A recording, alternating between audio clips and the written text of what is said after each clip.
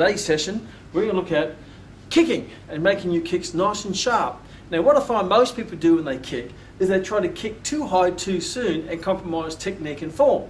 So what I want to do is go back to basic, give you some drills of how to make sure that form is spot on before you take it up in height. You're better off kicking low with good form, you're better off doing a side kick nice and with good form than high with bad form. It's going to look far more impressive. If from a pattern point of view or competition you lose more points losing balance, losing form, than you will just kicking to the wrong target, but your form is spot on. So here are some tips. Let's look at the side kick because it's one of the hardest kicks to get right. Now I'm not going to have time to go through everything, but I'm just going to go through some key things that could be helpful and give you a drill to practice this upcoming strong or week. Now first of all, make sure your back foot doesn't face directly behind, because it's very hard to keep your balance that way. Your foot should be slightly about 15 degrees off center. As a tightrope roper wouldn't walk along the rope this way, they walk that way with their feet in a side angle because it gives them better balance.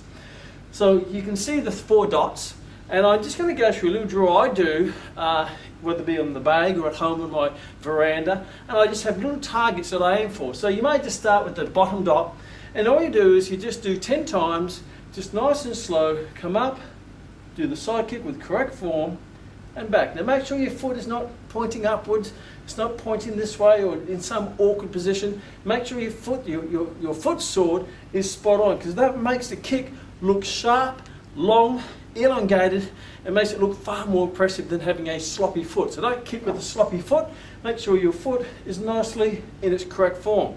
So what you do is you do 10 slow, integrated with 10 fast. So you slowly come up, goes 10 slow, bring it back, bring it down, come up, fast, and down. Then you do 10 there, then you work your way up.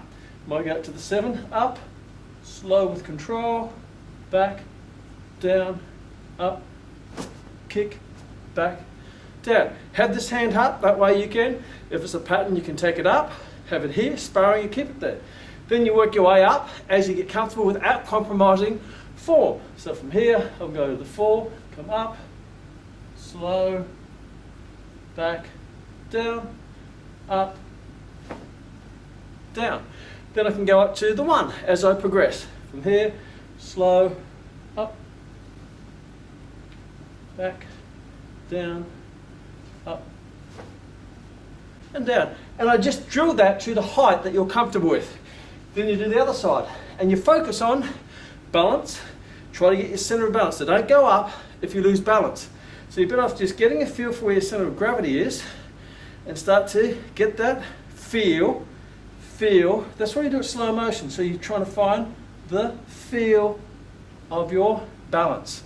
So there's your tips for the strong. Go home, practice that. I always suggest about 3 times a week. If you do it every day, it gets a bit overdone. 3 times a week, a little rest in between.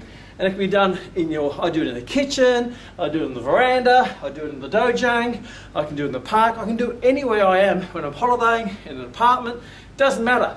And many times I've been in an apartment and I've done it with a curtain. And I just practice that, because what happens is when you get into your patterns, your form just goes nice and great form and great control from all that little tips. So stay tuned, practice that.